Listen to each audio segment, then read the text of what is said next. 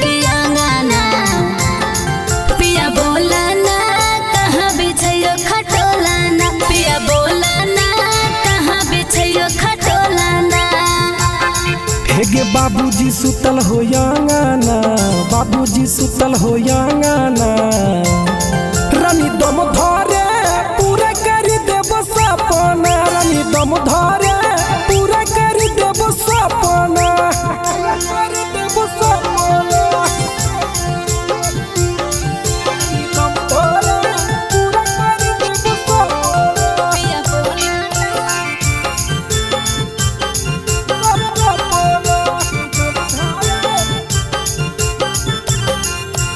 कहे न कर मनावा कहे न कर तोर मनावा पिया बोला ना कहाँ बिछैयो खटोला ना पिया बोला ना कहाँ बिछैयो खटोला ना। हेगे रात भर टूटता कांगना रात भर टूटता कांगना रानी दम धरे गोदी में खेलत लालाना रानी दम धरे गोदी में खेलत लालाना कर देब सपना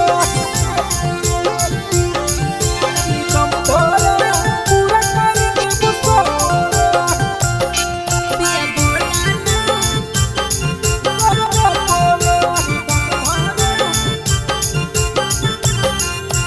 दीपक राज सुनो साजना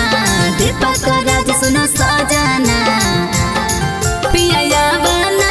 तोहरे खोजे बिछावाना पिया यावना तोहरे के खोजे बिछावाना। हेगे चले बिछैबै बिछावाना चले बिछैबै बिछावाना रानी मन बौना गोदी में देबो खेलावा